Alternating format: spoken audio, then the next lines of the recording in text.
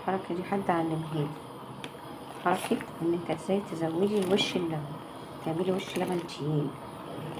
بس طول ما هو بيغلي انت تقعدي ترفعي كده وتنزلي، الرغوة دي هتعمل وش. ماشي، انا الحركة دي حد علمهالي والله. ماشي، حد رباني يعني. طول ما بتعمل كده هي تعمل وش لبن تقيل. ده كل ما تبتدي بقى تسيبيها تهدى كده هتلاقيها عاملة طبقة كبيرة.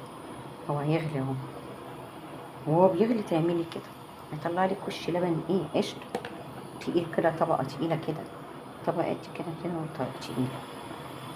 يلا، يعني مع كل معلومة حلوة أنا بديها لك.